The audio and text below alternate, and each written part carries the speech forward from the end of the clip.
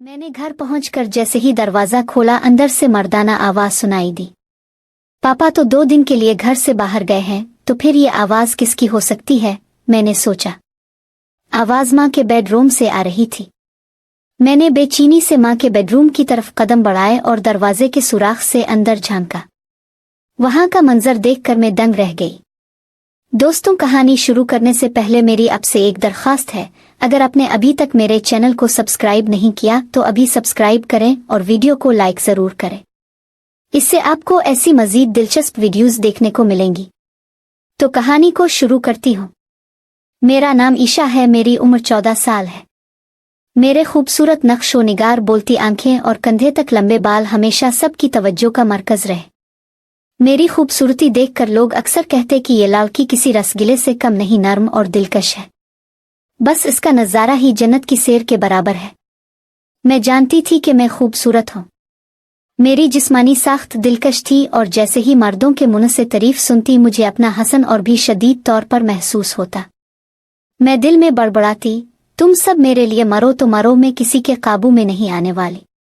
मैं आग हूँ और आग को काबू में करने के लिए तुम्हें पानी बनना पड़ेगा। माँ की आवाज ने मेरी ख्यालात का सिलसिला तोड़ दिया। वो मुस्कराती हुई मेरे सामने खड़ी थी। माँ हमेशा से ज्यादा खूबसूरत थी और अपनी उम्र से कहीं कम दिखाई देती थी, हालांकि वो एक बालिग औरत थी।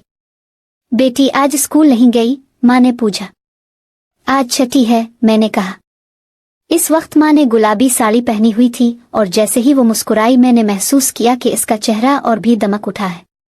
मुझे हमेशा यही लगता था कि माँ तब ही इतनी तैयार होती है जब जमशेद चचा घर आने वाले होते हैं।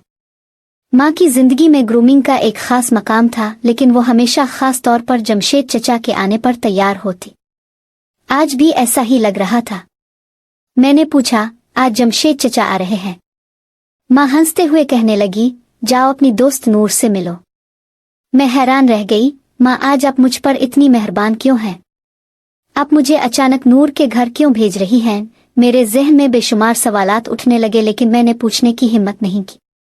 बहरहाल मैं भी नूर से मिलने के लिए बेचैन थी, तो मैं पैदल इसके घर चल पड़ी। नूर का घर हमारे घर से सिर्फ 10-15 मिनट के फासले पर था। जब मैं वहां पहुंची तो दरवाजा खुला हुआ था। बगैर किसी आवाज दिए मैं अंदर चली गई। घर में नूर की माँ के अलावा कोई और मौजूद नहीं था। ईशा, अंदर आओ, नूर की माँ ने मुझे देखते ही कहा। नूर और अमजद अपनी दादी के घर गए हैं, कल सुबह तक वापस आएंगे। बैठो प्लीज। मैं थोड़ा अजीब महसूस कर रही थी, लेकिन फिर भी चंद मिनट उनके साथ बैठ गई।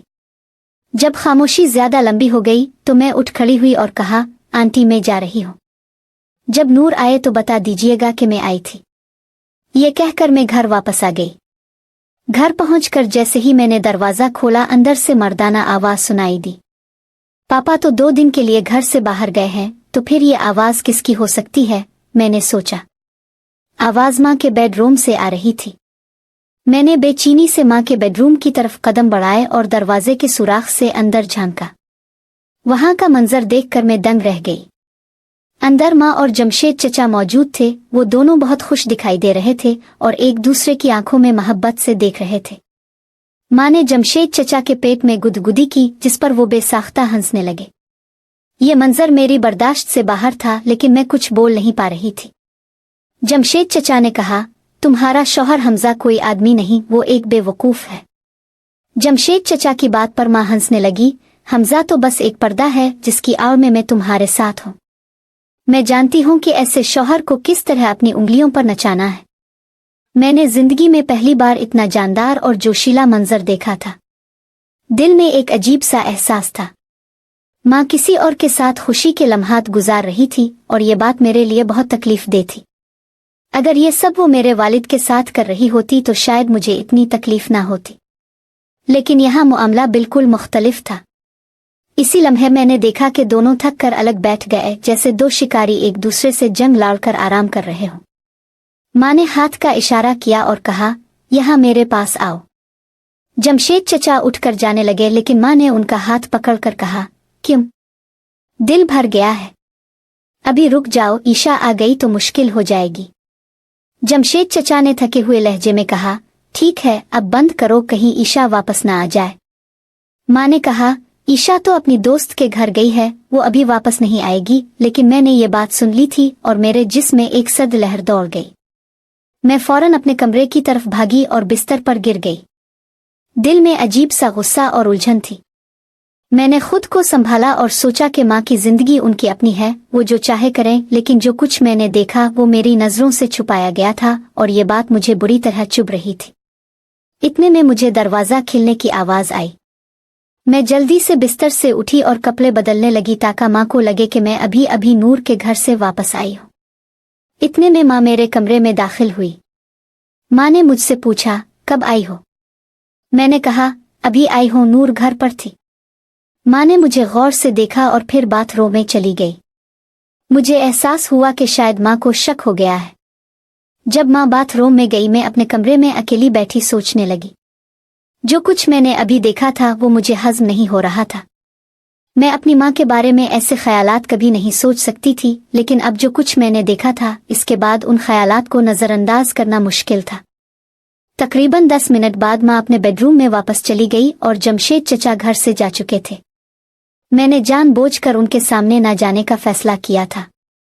मैं अभी अपने कमरे में बैठी ही थी कि माँ हंसती हुई अंदर आई और बोली, ईशा, जमशेद चचा आए थे और तुम उनसे मिल भी नहीं सकी। मैंने तुम्हें बिलावजा नूर के घर भेज दिया था।